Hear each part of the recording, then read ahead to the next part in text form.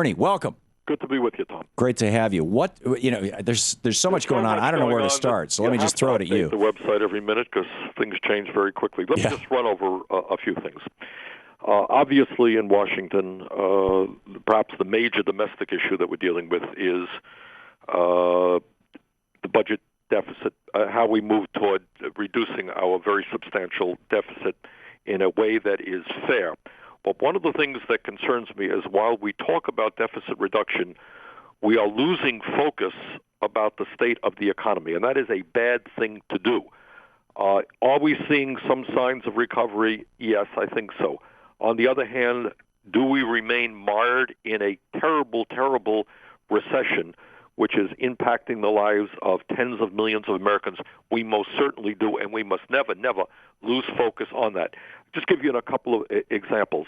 Harold Meyerson, who's a writer for the Washington Post, wrote a very good article last week pointing out in so many words that the good news, if you like, is we're seeing a minor resurgence in manufacturing in America. Over the last 10 years, we've lost about 50,000 factories and millions of good-paying manufacturing jobs, which is one of the reasons, I think, one of the main reasons why the middle class in this country is disappearing. But here's the kicker on that.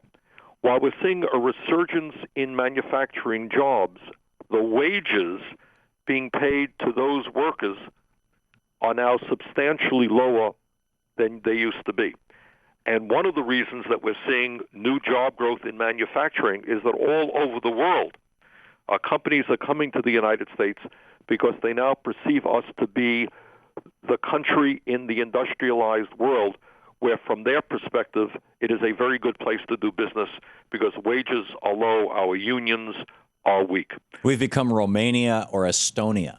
Well, to some degree. And there is a feeling out there that as wages in China go up, while wages in the United States go down, while our unions become weaker, that here you can set up plants, pay people $7, $8, $9 an hour, which is one of the cheapest places to do business in the industrialized world. So people should take a deep breath and think about that the United States of America, for a wide variety of reasons, is now the place where our workers are forced to work at the lowest wages, some of the lowest wages in the industrialized world. There's another piece out there, I think, also reflecting what's going on in the economy is that, we tell our kids to go to college, and in Washington, I talk to young people all the time who talk about the sacrifice that they had to go through, the financial sacrifice to go to college. They're coming out deeply in debt. I talked to a young woman, went to law school, $150,000 in debt.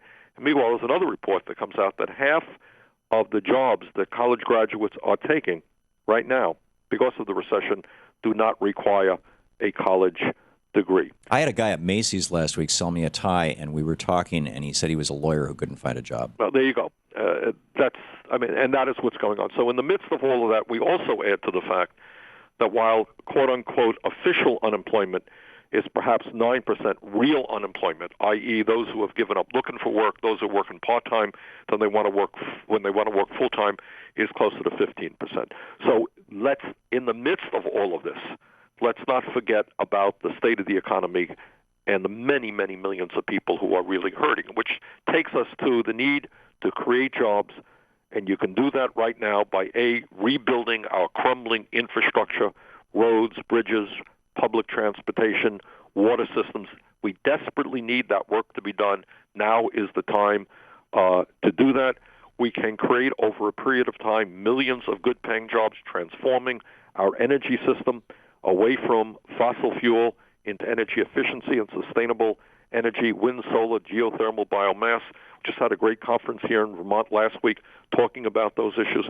But it's not only an energy issue, it's also an economic issue. And perhaps most importantly, and I want to alert people to this, is the trade issue. And I know you and I talk about it a whole lot, Tom, and it resonates with the American people. But when you talk about the disconnect of the Washington establishment with ordinary Americans, almost irregardless of their political view, it is the trade issue. The average American perceives that there is something wrong when it is harder and harder to purchase products made in the United States of America, when almost everything we use comes from China or other countries. and that our trade policies have, to a significant degree, allowed that to happen. And whether you talk to Republicans, Democrats, Independents, people say we've got to rebuild our manufacturing base with good jobs, not minimum wage jobs. Great products made here in the United States. And we are going to be looking at a South Korea, Panama, Colombia trade agreement coming down the pike. In my view, it's the same old, same old. It'll be bad for American workers. So we got to stay focused on that issue. So the economy is one major issue out there. Just yesterday, on another issue, I know many of our callers over the last months have been concerned about very high gas prices. They're going down a bit, but in Vermont they went up to as high as $4 a gallon. Some places in the country higher than that. Just 2 points to be made. Our good friends at ExxonMobil have been ripping off, and the other large oil companies have been ripping off the American people for years, making huge profits. We have just an incredible degree of concentration of ownership in the oil industry. That's one of the factors. There's another factor out there, and that is the speculation that takes place on Wall Street. The speculation from Wall Street that's taking place on oil futures. Yesterday I had a meeting we organized with 6 other senators, bringing in a fellow named Gary Gensler, who's head of the Commodity Futures Trade Commission. Their job, they have been mandated by the Congress through the financial reform bill. They were required that they had to deal with speculation in oil futures, because about 70 or 80% of the market now has nothing to do with end users, i.e. the airplane industry or the trucking industry or fuel dealers, people who actually use oil. The 80% of the trading is done by financial institutions who do not use the end product at all, but whose only function in life is to make money by speculating. A couple of weeks ago, the fellow who's head of the CEO of ExxonMobil, Rex Tillerson, he suggested that, and this is the head of ExxonMobil, he thought that about 20 to 40% of the price of a gallon of gas had nothing to do with the supply and demand issue, but it had everything to do with speculation.